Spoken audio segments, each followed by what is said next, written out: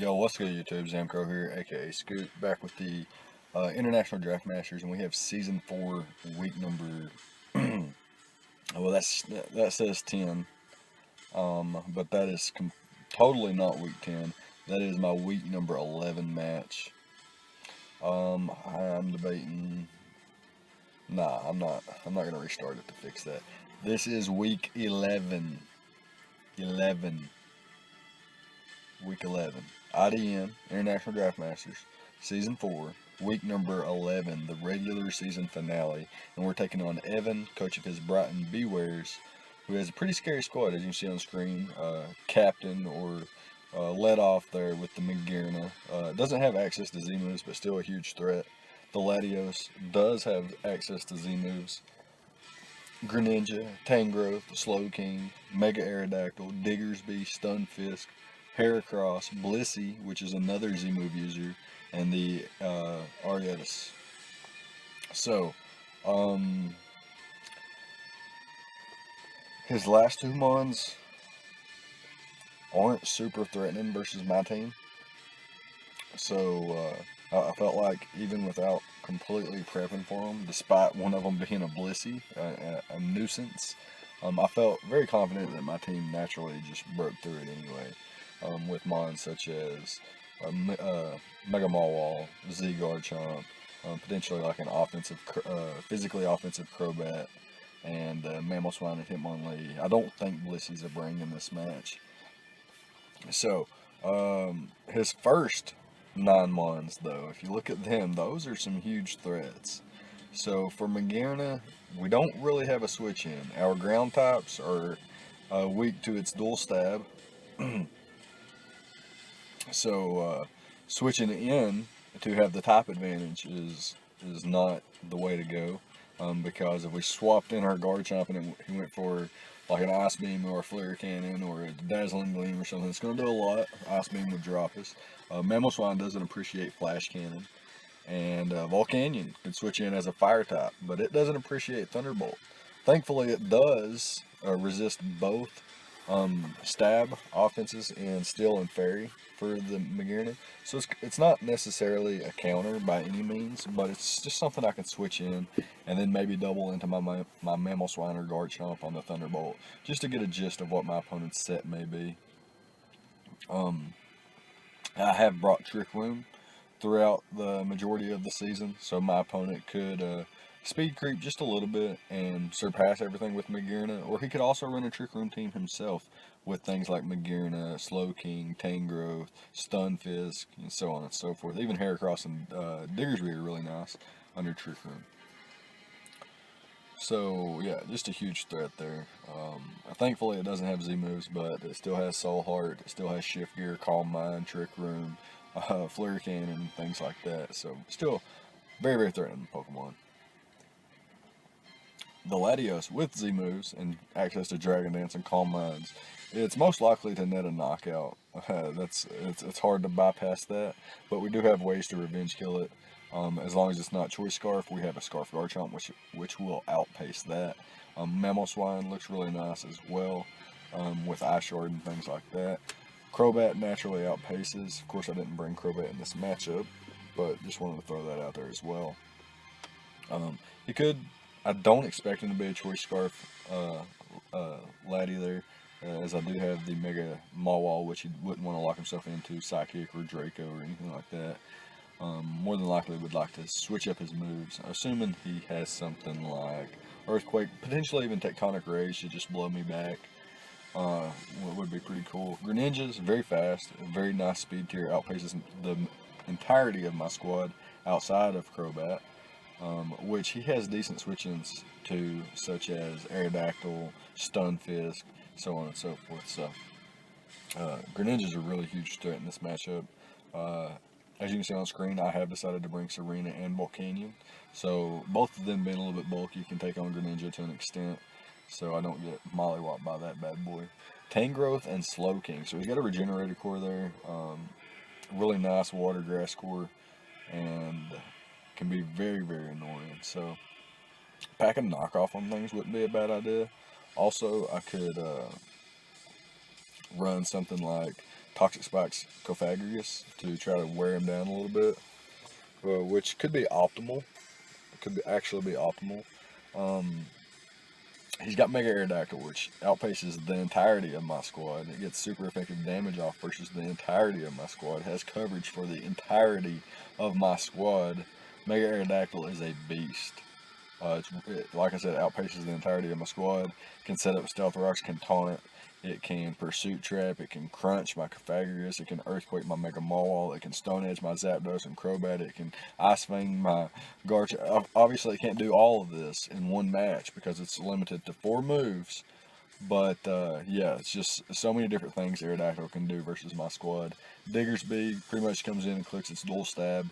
Has to kind of worry about Serena and Cofagrigus trying to put a stop to him, so he may not bring Diggersby. Stunfisk could be a likely bring. I do have Crobat, I do have Zapdos, and like physical attacking mons that he wouldn't mind getting a paralysis on from the static. So I can see him bringing Stunfisk. Heracross, and Stunfisk gets Rocks and Discharge and Earth Power. So nothing on my squad can really just switch in and be immune to its dual stab. Heracross, like I said, one of his more offensive threatening Pokemon, can work with or without Trick Room, could be Banned, Scarf, Flame Orb, Guts, lots of different things Heracross can do as well. Could be a potent threat. Can switch into Garchomp really well, can switch into Serena, but yeah, I guess that's about it for his squad. Going over our squad, we have Mega Mawwall, Garchomp, Zapdos, Reuniclus, Crobat, Serena, Volcanion, Cofagrigus, Mamoswine, and Hitmonlee, where our Z-move users are Garchomp and the Hitmonlee. And for this matchup in particular, we're bringing the Mega Mawwall, the Garchomp, and I believe earlier I already gave it away. We are Scarf Garchomp this week, with Serena, Volcanion, Cofagrigus, and Mamoswine to support the squad. So, on Mega Mawwall, we have Play Rough, Iron Head, Sucker Punch, and Swords Dance, so we didn't need any sort of coverage outside of Dual Stab. So I decided to run Sucker Punch. It could potentially allow me to knock out the Lottie or the Mega Aerodactyl depending on what range it's at. Can give me nice chip damage off versus the majority of his squad as well if they are faster. And being at +2 really puts me in a solid, super solid position. Anyways, next up is Garchomp. Like I said, we are a Scarf Garchomp with Dragon Claw, Earthquake, Toxic, and Outrage. Being able to, we were forced to run a Jolly Garchomp so that we could outpace, I believe, Shift Gear Magearna, a modest Shift Gear Magearna. We do outpace that unless he gets 2 Shift Gears up, which would be super, super duper unfortunate for me. But hopefully that's not going to be the case. Knocks out the Mega Latios, the regular Latios and the Greninja if they're not scarfed himself with Outrage. His Regenerator Core could cause a problem to this Garchomp, but like I said, I switch into his Regenerator Core pretty well, and I threaten them a lot with my other mons. And Scarf Garchomp outpaces Mega Aerodactyl, which is really nice, as long as I can keep my Scarf intact. So Serena gives me a switch into Greninja, Tangrowth, Slowking, Stunfist. I switch into Diggersby's Earthquake, which is really nice. And Rapid Spins. Rapid Spins are really nice for my Volcanion. Does not appreciate Stealth Rocks. My Focus Sash on my Mamoswine, which we'll get into later, appreciates Rapid Spin. And we've got U-Turn to grab us some momentum, which is really nice. Trop Kick, self-explanatory. And our last move just being, excuse me, the Synthesis for longevity, so we can recover up on Greninja or Slowking, whatever it may be. Next up, we have a Shukaberry Volcanion with Toxic and Substitute, with Flamethrower and Scald as their 2 attacking moves. So Toxic Sub is there for the Latios and the Slowking. We want to be able to wear those things down, as well as the Blissey forces that thing out, which is really nice for me.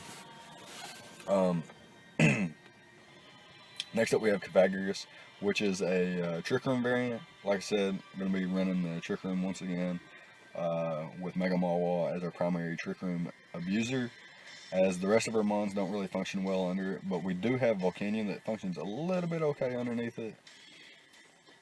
We've got Shadow Ball for just general stab. Knockoff for his one and only, or I guess he's got two normal types, but both of them I don't expect to come, so I'm in an okay position here. Running Knockoff as my last move, and then Destiny Bond as our fourth move. So Mamoswine is a focus/lead, unless he wants to potentially lead off with Greninja, in which I would switch out. It's kind of situational. If he brings Greninja, I'm not going to lead with Mamo. If he doesn't bring Greninja, I'm going to lead off with my Mamo. Or I guess if he brings Heracross, I'm not going to lead off with Mamoswine either. And like I said, Focus Sash, Stealth Rocks, Adamant, Max Attack. No, we're not Max Attack. But we are Max HP and Max Speed, almost, with an Adamant Nature.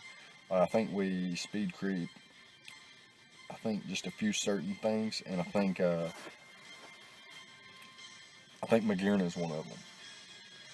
And then rocking the Earthquake, Ice Shard, and the Knockoff. So Earthquake's pretty self-explanatory, blows through a lot of his defensive core. I did not pack Icicle Crash on here for things like the Latios or the Tangrowth, because I felt like I'll be able to do enough damage with Knockoff into Ice Shard versus things like that. Not the Tangrowth specifically.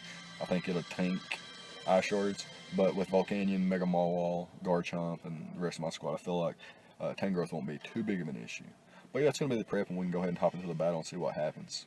Alright, so here we are with the replay, and Evan, coach of the Brighton Bewears, has decided to bring his Latios, Heracross, Magearna, Greninja, Mega Aerodactyl, and the Slowking.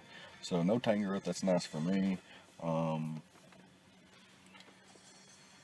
No Blissey or Diggersby, which I expected, so that's really good for my Pythagoras. Doesn't appreciate those bonds in terms of just being able to click Shadow Ball repetitively and things like that. So I noticed he's got the Greninja, so I don't want to lead off with my Mamoswine because his most likely lead is going to be his Greninja. So expecting him to lead off with Greninja, I'm going to lead off with my Mega Mawile, which basically just nets me a knockout. So that's what I'm going to do here. And he leads off with his Heracross, and this thing's name's Heratost. So that's really scary. I do expect him to switch out into the Slowking, but I'm not sure if he's going to be like EV to be able to take 2 hits or not. So I'm just going to click out Play Rough here. I did get the Intimidate off, so I know he couldn't knock me out with a Choice Banded Earthquake. And yeah, he goes for the Close Combat, gets a little bit of damage off, almost 40%. And I knock him out with the Play Rough. And my boy makes a huge play here. So after kind of, I don't think he had another play on turn 1. Outside of maybe going Slowking. But immediately on turn 2, as I go into my Volcanion, my opponent makes a huge Thunderbolt play, does over half, but he doesn't know that he's faster than me. So I'm doubling into Mamoswine, and now it's revealed that he's faster than me. And I do get in my Mamoswine versus the Slowking. So now I can click Knockoff or Earthquake, but I want to get my Stealth Rocks up. Rocks are going to go a long way in this game, and I don't mind if he gets Scald damage off because I have my Focus Sash. Unless he gets a burn, then it's unfortunate. So I'm going to set up my Stealth Rocks here, and my opponent goes for the Scald, and he gets the burn. So that's really unfortunate for me. I am going to click Knockoff here just to get rid of his item to see what item he may be. As my opponent goes for the Fire Blast there. I'm going to miss, but ultimately wasn't going to do any damage. But it does allow me to save my Mamoswine as sack fodder. And I do get this Toxic on the Slowking, expecting my opponent to switch out. Unfortunately, he stays in and Toxics me as well. And I'm going to go for a second Toxic here, expecting his Latios to come in. But it does not. I get drug out into my Garchomp, and now I'm going to sack off my Mamoswine in case he went for the Ice Beam or Scald there. But he actually Dragon Tails, so I get to keep my Mamoswine. And my opponent, unfortunately, misses Toxic here versus my Pythagoras, and I'm able to pick up the knockout with the Shadow Ball. Here, I don't want to take a Dark Pulse, and if he goes for the Ice Beam, I don't want to get caught with that with my Serena. So, scouting first, I sack off my Mamoswine to the Dark Pulse, able to U-turn out here, forces Greninja into the Magearna, and I'm able to go out into my Pythagoras here and set up a Trick Room. So what this is going to give me, I'm going to go immediately into my Volcanion, and I did reveal to be faster earlier, so I'm going to be able to put this thing in Iron Head range for my Mega Mawile as he knocks me out with the Flash Cannon here. But now he's in range of Mega Mawile, and I did reveal to be slower than him with Volcanion, so I'm guaranteed slower with my Mega Maul here. Able to just click Iron Head, knock out the Magearna. He brings in the Greninja. I just click Play Rough, knock it out as well. And now here's where the big boy plays come in. I'm going to click Sucker Punch, expecting my opponent to attack on the first turn. And here in the second turn, I'm debating Iron Head, but I just couldn't risk it. I mean, I guess I could have, but getting the knockout there would have been nice. And I would have played maybe a little bit differently had he got the plays right. But I am able to leave him in range of Scarf Garchomp, and as long as this is not Scarf Latios, I will be able to knock him out here. I guess it could have been Habanberry too, but then, even then, Cofagrigus gets cleaned up. So yeah, it's going to be a good game to Evan, and we're going to finish the season with a win. Hopefully that grabs us a playoff position. If not, oh well, it was a fun season. Definitely got used to the squad over time. It's going to be it. Let me know what you guys thought about the prep and the plays on both sides of the field. Leave a like, comment, and subscribe, all the good stuff, and I'll see you guys next time. Thank you for watching.